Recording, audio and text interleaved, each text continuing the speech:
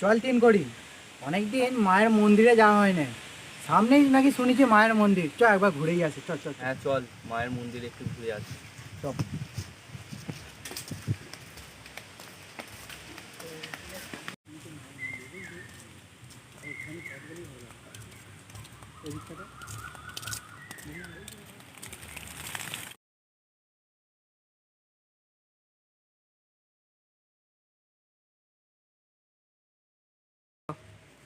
জয় মা।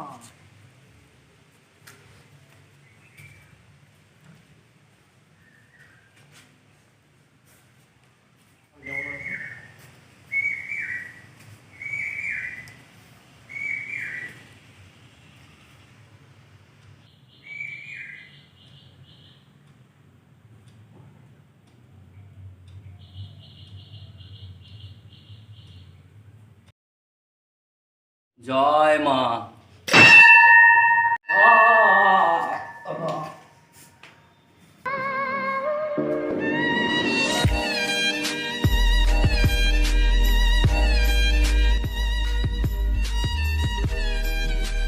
তিন করি, তিন করি কি হলো তো?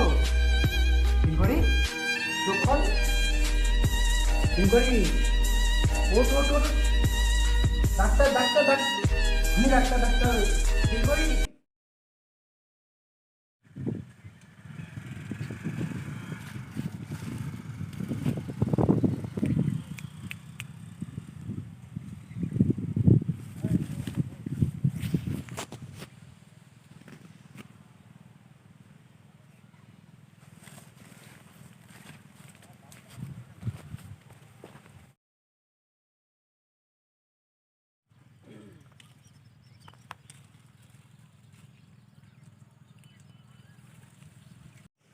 বুঝলি ভাই, কাজ হলো?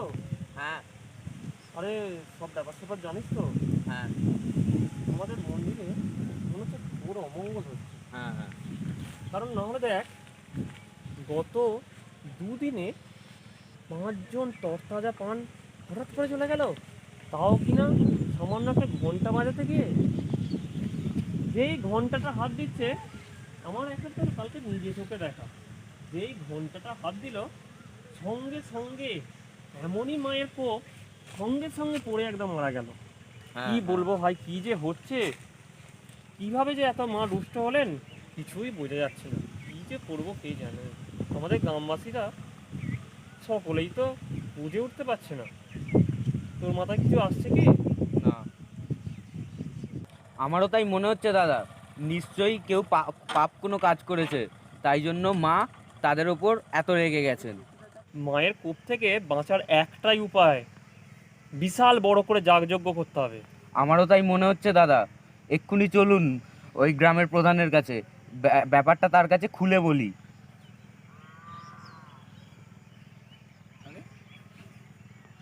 অনেকক্ষণ ধরে তোমাদের কথা লক্ষ্য করছি, তোমরা আজকালকার দিনে দাঁড়িয়ে এখনো এই সকল কুসংস্কার মানো। আমার মনে হয় এর পেছনে কোনো সায়েন্টিফিক কারণ আছে, নইলে তো এরকমটা হবার কথা নয়। আরে তোমরা আজকালকার ছেলে, তোমরা ঠাকুরের মাহাত্ম্য বুঝবে? কি বলিস ভাই? না, তার উপর শহরের ছেলে, ঠাকুরের মাহাত্ম্য যদি জানতো এই কথা আজ বলার সাহসও পেত না। আর একটা কথা, আমাদের ঠাকুর খুবই রুষ্ট হয়েছেন। তুমি এসেছো তো, দুদিন থাকো, দেখবে যদি যাগযজ্ঞ করি, দেখবে আমাদের মা একেবারে শান্ত হয়ে গেছেন। আপনারা ভুল করছেন। ঠাকুরদেব তো আমিও মানি। আমি কলকাতার ITI কলেজের স্টুডেন্ট, এছাড়াও আমি একটা ব্রাহ্মণ পরিবারের সন্তান। তো ঠাকুর দেবদা, পূজা অর্চনা সবই আমি মানি, কিন্তু আমরা তো সকলেই তারই সন্তান। তো মা কি রুষ্ট হলে তার সন্তানের জীবন কেড়ে নিতে পারেন? কি বলতে চাই? আমি একবার ওই মন্দিরের ঘন্টাটা আমি একবার পর্যবেক্ষণ করতে চাই। আমি একবার দেখতে চাই ওখানে ঠিক কারণটাই কি, কোনো বৈজ্ঞানিক কারণ লুকিয়ে আছে নাকি সত্যি এটা কোনো মায়ের খেলা। চলুন তো একবার আমার সাথে। ঠিক আছে, এত করে যখন বলছো তুমি, চলো একবার নিয়েই যাই তাহলে, দেখাই যা কি হয়। চলুন। আয় ভাই চল। চলুন তাহলে চাপুন, দেখি কি হচ্ছে এখানে। আয় ভাই, আয়। হুম হুম।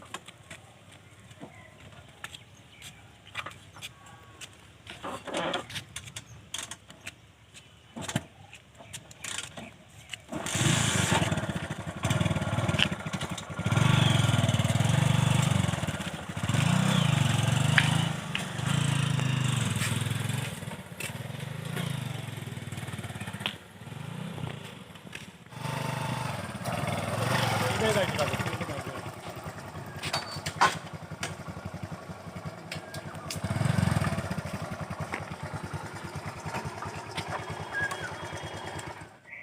এসো এসো এসো।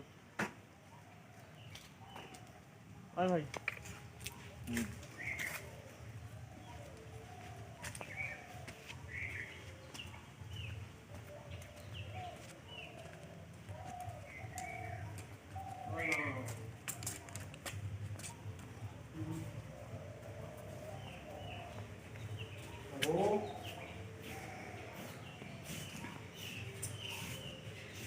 তো এই দেখুন, এই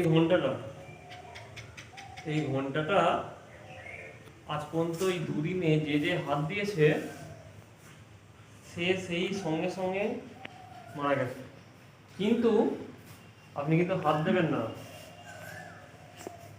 আচ্ছা, আরে এই লাইনের সাথে কি কোনো ইলেকট্রিসিটির ব্যাপার আছে?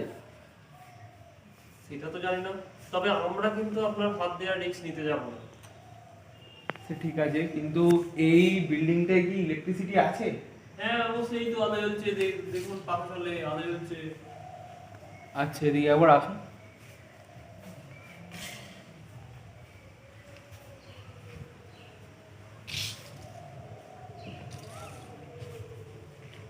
টেস্টারটা দেখি তো।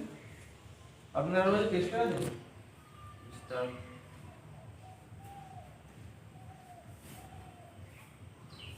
টেস্টার আছে কারণ? এই তো এই তো। ঠিক আছে।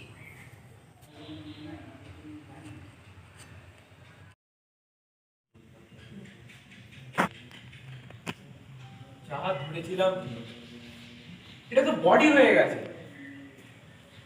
এটা যে হাত দেবে তার নিশ্চিত মৃত্যু। তবে এখানে তো একটা মন্দির স্থান, আর গত এক সপ্তাহতেও কোথাও ঝড় জল বৃষ্টি বজ্রাঘাত কিছুই হয়নি, তাহলে এটা বডি হলো কিভাবে? আচ্ছা, এটা কিসের ঘর? এই আমাদের পূজারই ঘরটা। আমি কি আবার গিয়ে দেখতে পারি? হ্যাঁ হ্যাঁ অবশ্যই। আবার আমার সাথে আসুন তো। আপনি কি বলছেন আমরা আমরা ঠিক বুঝতে পারছি না, তাই তো ভাই? হ্যাঁ। আমরা গ্রামের মুখ্য মানুষ। যা ভেবেছি একদম ঠিক। দেখবেন আসুন, দেখবেন আসুন। এই যে তারটা গেছে, হ্যাঁ হ্যাঁ। ওই তারটা ওখানে মনে হয় শর্ট সার্কিট করেছে। ওর জন্য ওর সাথে কানেকশন নিয়ে, এটা তো একটা পিতলের জিনিস, যেটা ইলেকট্রিকের সুপরিবাহী, ওর জন্য এর সাথে একটা কানেক্ট নিয়ে এটা বডি হয়ে গেছে এবং বিশাল ভোল্টেজের এই বডিটা হয়েছে। ওর জন্য যে হাত দিচ্ছে সেই ছিটকে মারা যাচ্ছে। না না, আপনি ঠিক বলছেন তো? I am 100% confirm. ঠাকুরের মাহাত্ম্যকে এরকম করে আপনি ভুল আমি বলছেন না। আমি 100% কনফার্ম। আপনি আসুন, আমি করে দিচ্ছি।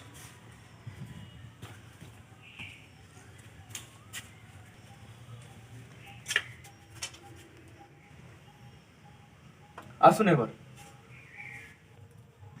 আসুন। মেন অফ করে দিচ্ছি। এবার দেখুন, ঘন্টা বাজালে কিচ্ছু হবে না। আসুন।